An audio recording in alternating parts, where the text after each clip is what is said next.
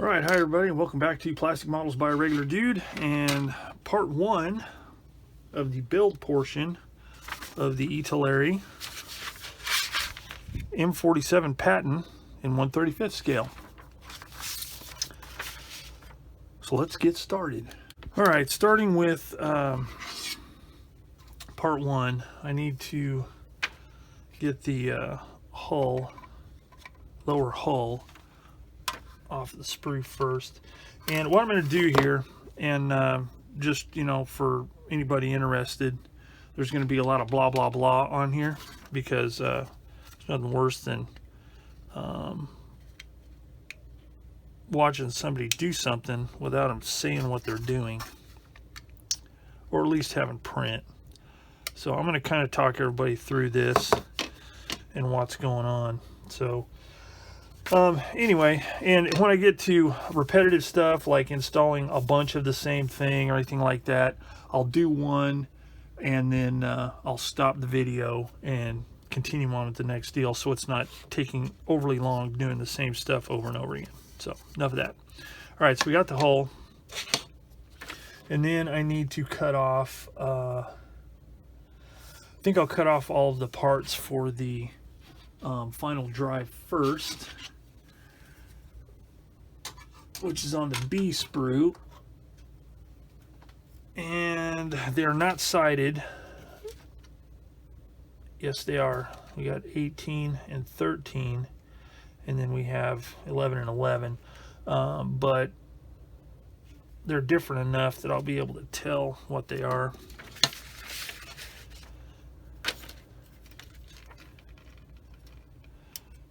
So for those of you who may be watching my video for the first time, or watching one of my videos for the first time, my method for cutting parts off of the sprue in general is to cut them far away from the edge and leave the little nub, and then using the my Tamiya sprue cutter, as you can see, it's really super flat compared to most. It gives me a really good close cut. I will use that to cut the little piece off, and generally I won't need to do any cleanup. Sometimes I do, but generally it cuts it really close and leaves a nice soft edge. And you can tell when it cuts, there's not a lot of discoloration, because it's actually cutting through the plastic instead of, you know, kind of pinching through it. Some of the more coarse cutters, now these, I like these cutters and I use them for a lot of things, but for close in work, I find the Zurons can sometimes, I'll show you on this piece right here, don't cut quite as close and cleanly as, say, the Tamiyas. And the Tamiya, see it, you can hear it kind of popping the part off as opposed to just slicing through it. So that's just, you know, any decent cutter will work. And if you don't mind doing a little bit of cleanup, which, you know, I generally don't, and, you know, but if I can save myself a little bit of time by using something like this, I'll do it. And they generally work really well. Very little cleanup to do after you cut with those. For my sanding sticks, I almost, for like 90% of the sanding I do, I use these really thin sanding sticks I get at my local Hobby Lobby, which is, for those who don't know, maybe from out of the country, is a big box retailer of craft and hobby stuff. And they carry a pretty decent selection. Especially considering there are not very many hobby shops left in town. So anyway, all right, so there is that final drive part right there. It says to glue this on first, so we got to make sure we're gluing the right one.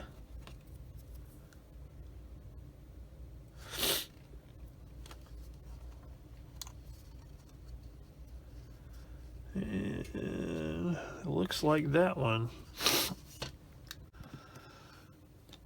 Okay, one thing I want to bring up real quick is using Tamiya Extra Thin. Now this is the way that I use it. Okay, first I got to make sure that I've got the part lined up right. So with the open top, this little tab is supposed to be facing up according to the instructions. So in a case like this where it goes all the way through and there's no worry about marring the surface, using capillary action, I will apply the cement like this. It'll draw in and around those pins. Then I'll use it again right here and let it get drawn in and here. Okay, so that'll glue that. Now some people will and this was brought up by Andrew Leith of Tactical Jackalope. He has a YouTube channel. I haven't watched it in a while, but he brought this up a few weeks ago, and I'm bringing it up now for beginning modelers to maybe think about. Now, a lot of people will take their Tamiya Extra Thin and put it on there like that and glue their part on. Now, as you can see, that is evaporating really quickly, so that is something to look out for.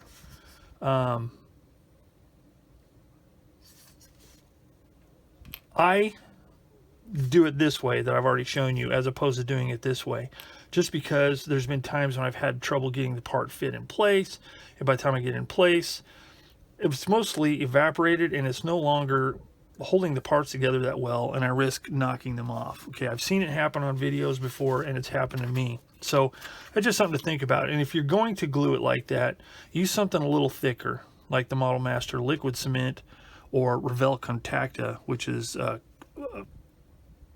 think about a viscosity equal to this. It's a little bit thicker, and it doesn't dry super quick. Okay, but I use that for certain things. For most things, I will use the Extra Thin. So I'm going to put this part in place there, make sure it's lined up correctly. I'm going to glue it on the same way.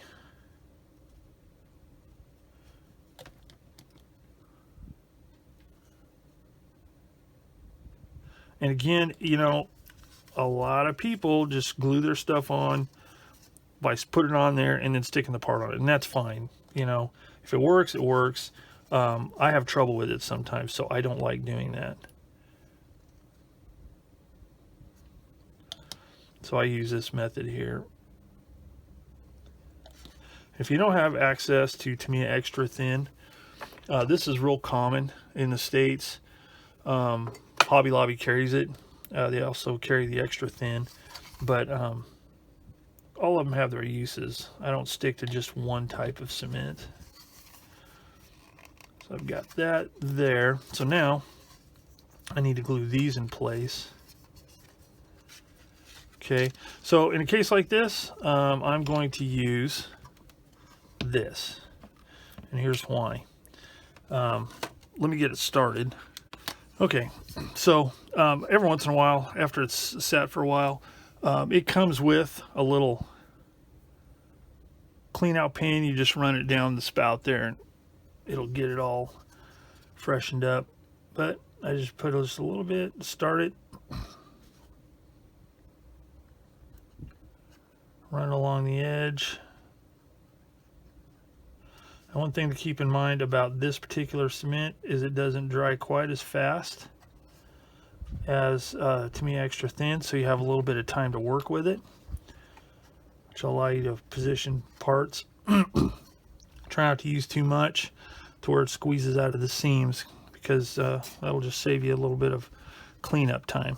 Okay, so there are the final drives. So that's the first part done. Okay, so the next part, we've got 14B, 1, 2, 3 per side. They look like some kind of an eye of some kind. So I'm gonna find those on here.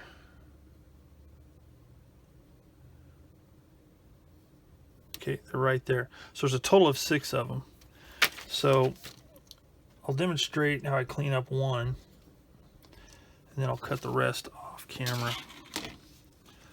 So again, I cut it with a little bit left, and then on these I like to cut them at an angle so I don't cut a big flat spot like that. Then I look for any seam. If there is one, I lightly sand that off.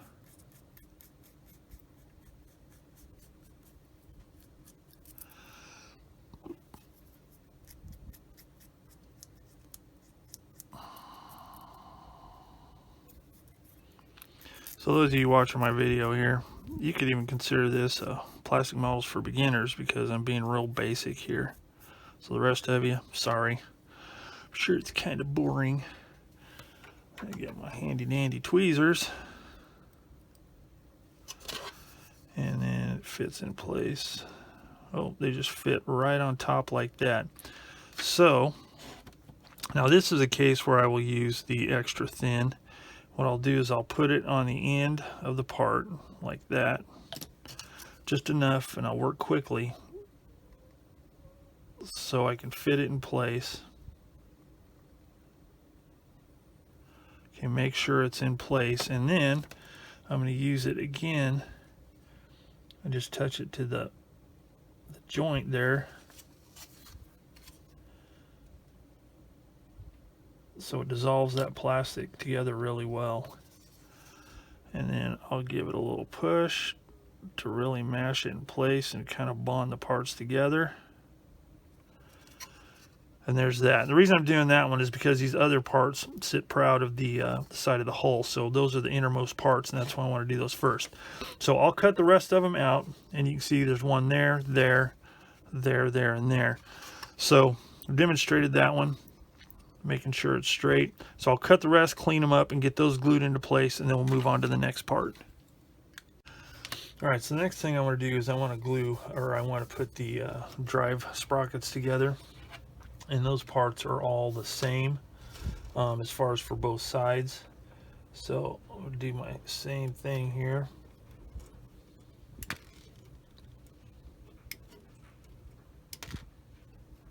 As you can see in this one right here is a bit of flash, so I'll have to take care of that.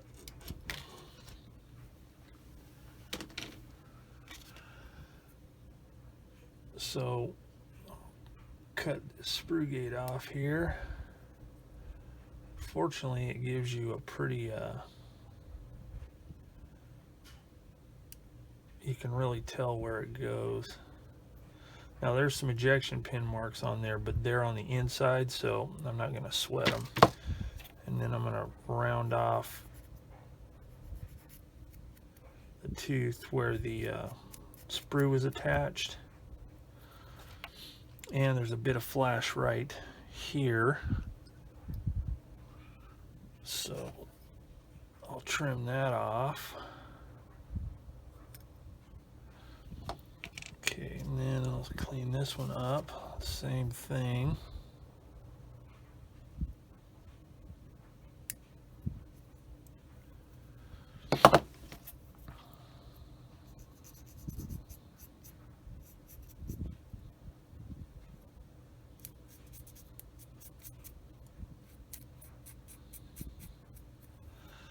Like that.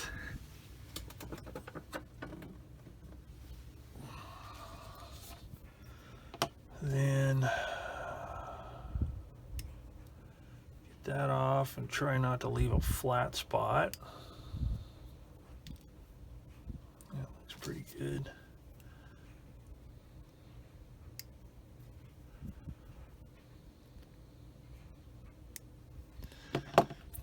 And then left a little ridge there where that sprue connection point was, so we'll have to sand that down so there's not a lump.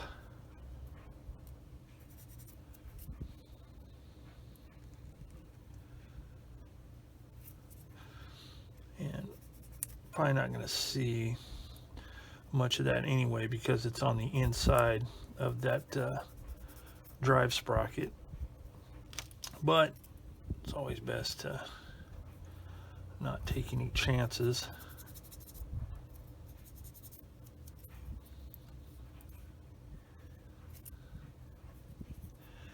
That one's big enough. I think I'll cut it off.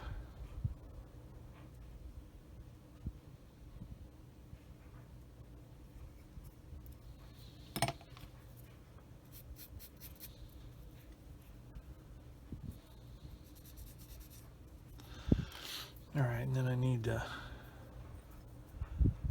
get this out here.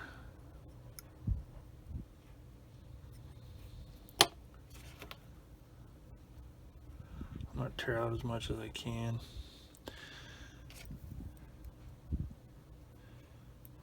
Being on the inside, I don't want to gouge it up too bad.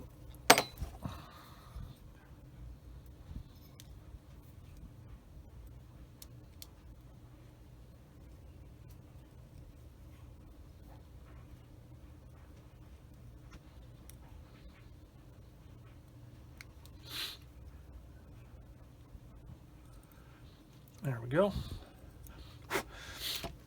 All right, so I got those all cleaned up.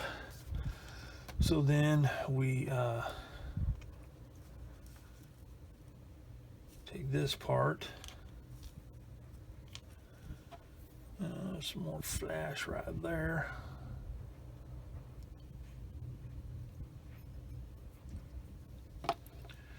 I'm going to test fit it all together first. Okay, that fits on there pretty nicely. And then this one, it's like that. And then, whoops. And then it all fits together, and there is a keyway in a slot there. So everything will line up properly. So here's what I'm going to do. I'm going to cement this one in place first.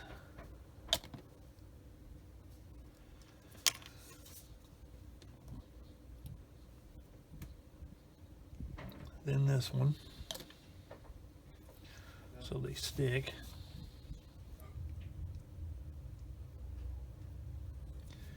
Okay, then I'm going to use this cement here to get that.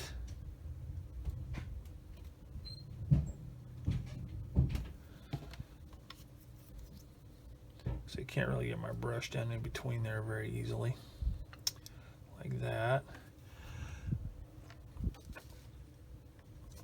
And voila, that one is ready to go. Now, you may say, hey, showing that little piece there on the part of the, yes, that is true, but since I'm not worried about this spinning around too much, I opted not to do that. Now, if you want these to be able to spin, for whatever reason, then you need to make sure you put that 12B inside of here before you attach that. But I always leave my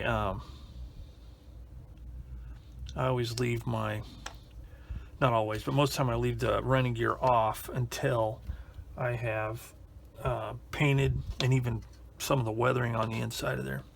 So I'm going to go ahead and assemble the other one, just like I did that one, and then I'll come back and move on to these suspension arms here.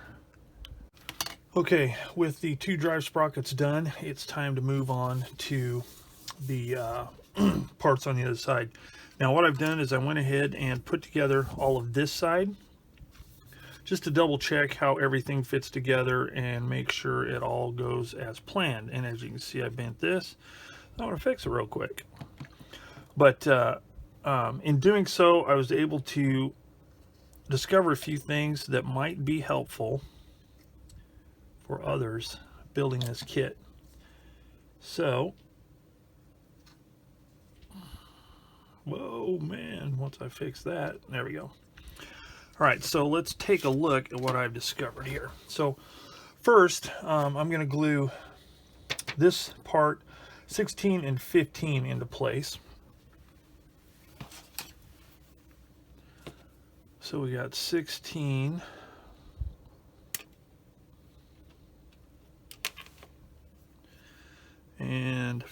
M15, which is right here.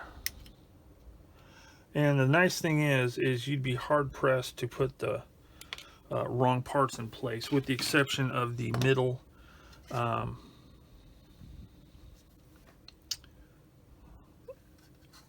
well, I'll show you when I get there. Don't want to complicate things. So just going to clean these up a bit. Get rid of the sprue gate attachment points there.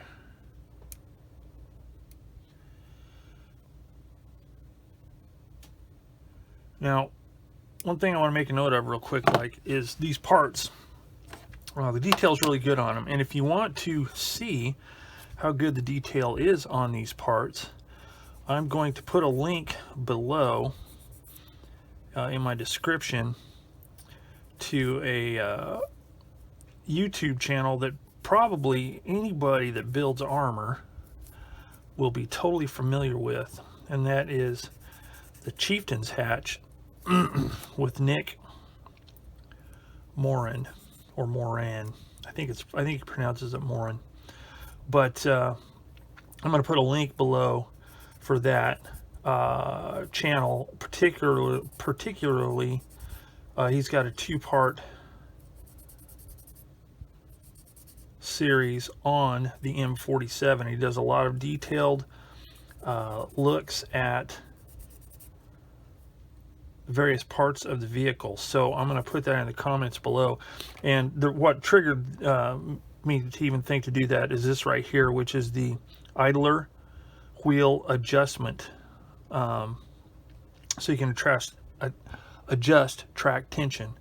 And he takes a close look at that, and you can see that the detail is really good on this part compared to the video.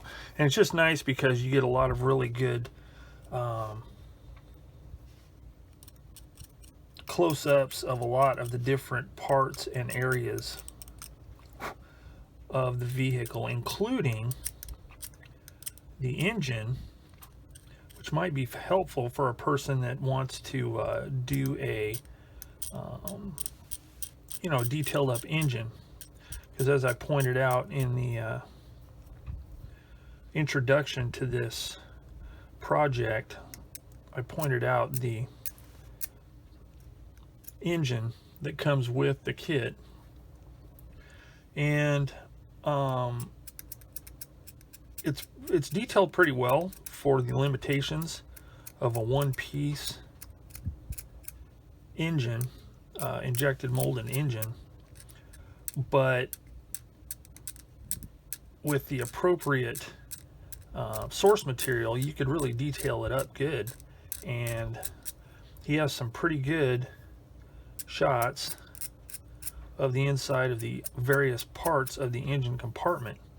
So if a person wanted to do, as I said in my intro video, a maintenance type diorama, or just to have it open just to show it off, it would not be difficult. He does a really good job on his videos showing all the different parts of the vehicle, what they do. He even discusses sometimes when there's improvements that have been made or that are made on later variants of the same vehicle. He talks about that, so it makes it kind of nice to know what you're looking at. So I'm going to finish cleaning these up and then come back and install them. Alright, I've got the parts cleaned up and going to install them here. So this part goes on first. And again, things to watch for. There's a flat spot that lines up with the flat spot there, so it's kind of hard to mess that up. And what I plan on doing is inserting it just enough to hold it in place, and then using the cement that'll help get it into place like that. Okay, once that is in, then this part here, which is also the same way, It's got a flat spot, and then this pin here fits in the back of this arm here, if you can see that. Okay, now here is something to watch for that I discovered on the other side, and that goes for all of the axles and torsion bar arms that go on the side here, is they have push pins, ejector pin thing sticking out. Now this one right here is sticking all the way out. That is a really long, that's the longest one that I've seen on here. So you need to cut that off, because if you don't, you could risk not being able to get this part. Well, on that one, you would not have been able to get that part all the way in where it belongs. So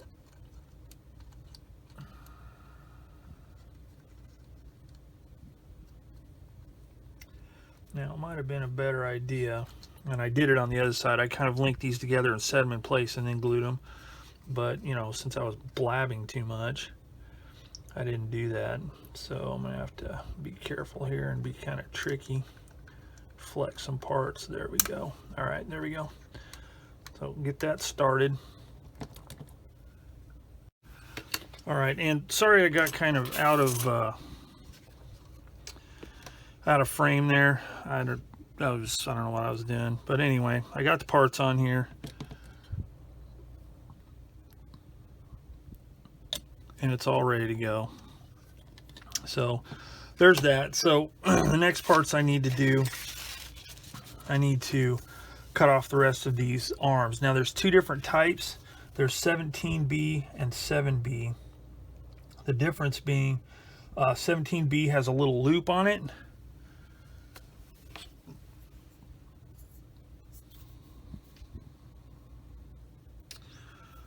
Somewhere. Yeah, right here. Sorry. There's a little loop there and there. There's 3 of those. And those are for mounting shock absorbers. And there's 2 without loops. So I'm going to cut all these off and get them all cleaned up, and then I'll install them, and I'll show you where they go exactly, because the instructions are slightly vague on it.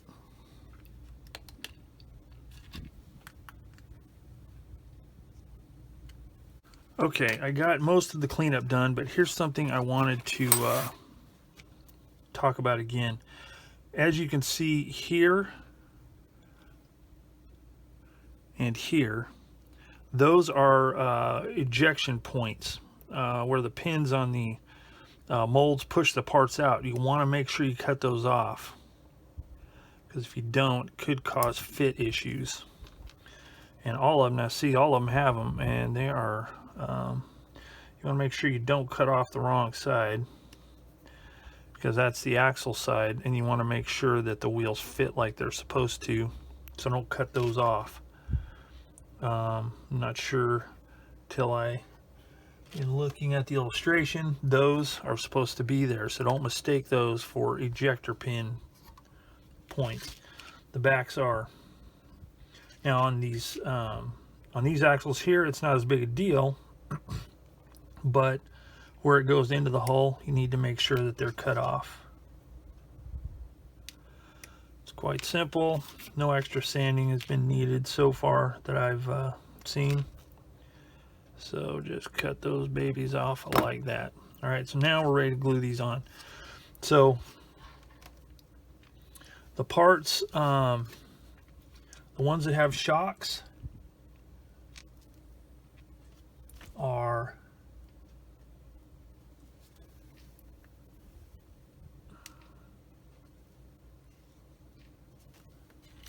okay. So the first 2 spots here and here, not this one, but this one and this one, those have shocks. So I'm going to put that slightly in place, put that one slightly in place, and then the back one here also takes a shock, so you want to make sure that those are in place correctly. And then taking the extra thin, put it in place.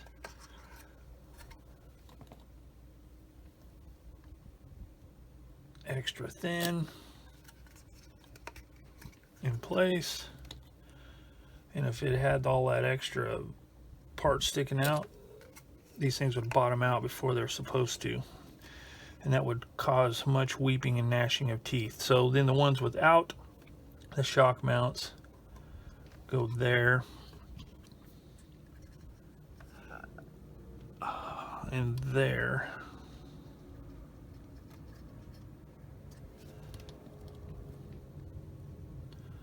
That and that.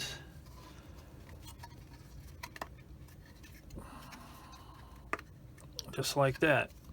And because they're so tight, they line up really nicely. Okay, so then the last one is this little piece here goes here.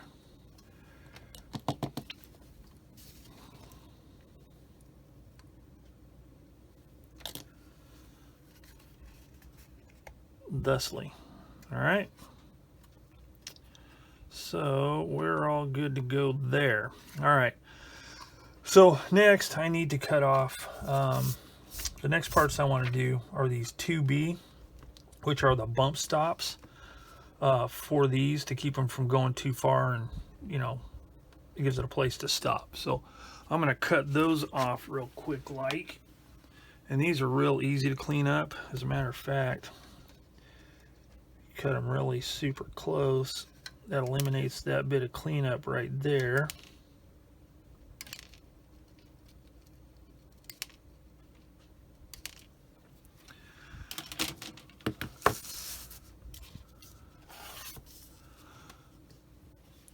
Then all I need to do is clean up the mold seam line.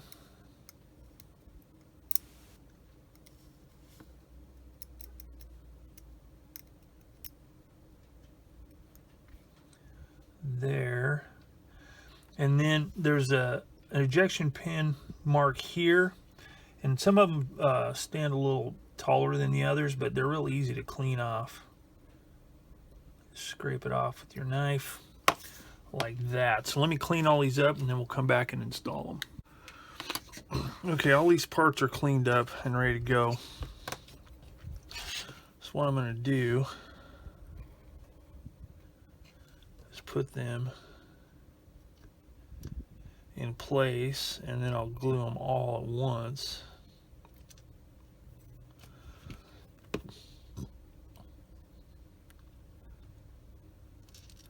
And it's amazing how much my carpet has portions that are close to olive drab. Because I dropped one of these things earlier, and it took me a little while to find it. But I found it nevertheless. Okay, they're all in position. And now I'll just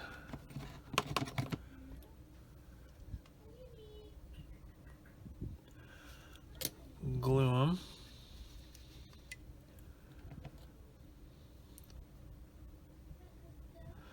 Glue them from behind, letting the cement seep up underneath.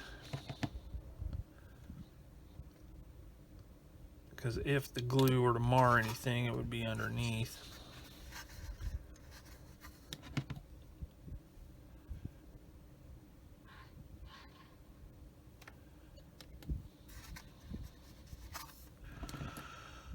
Just like that. All right, so all those are in position.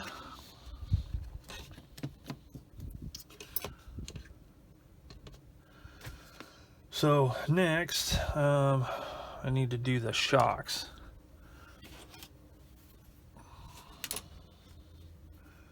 So I will cut those off. And there's 4 of them.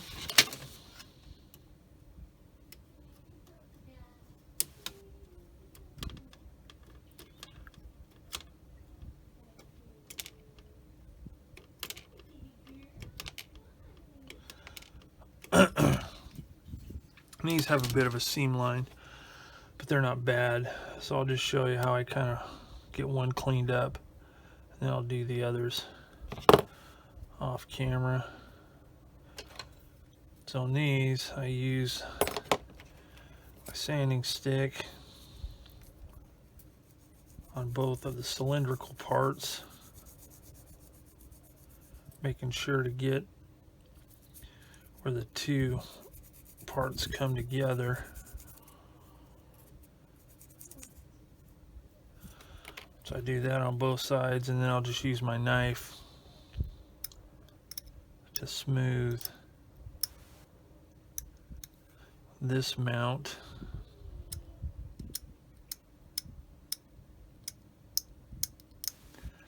Like that.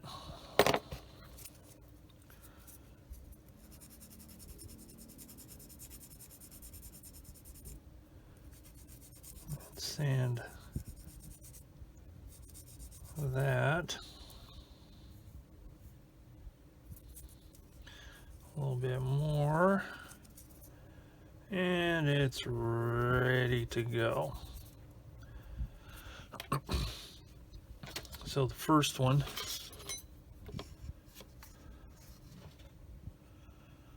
will go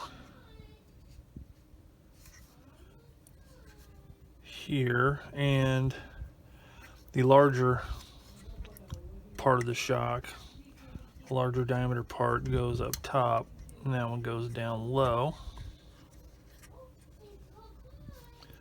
like that.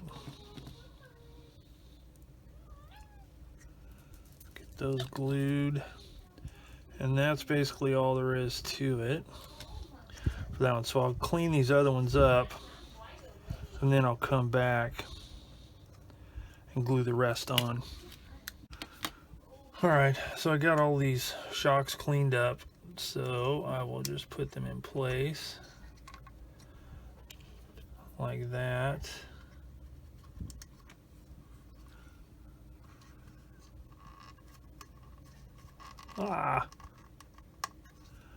Like that. And like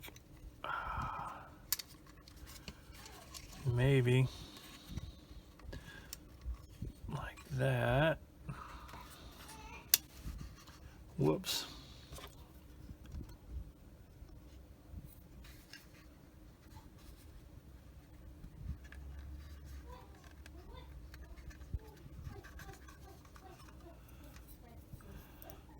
Let's push that one.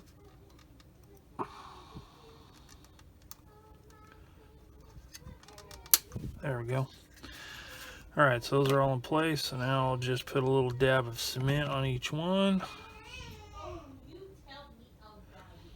And that squawking you might hear in the background is my little granddaughter hanging out with her Gigi.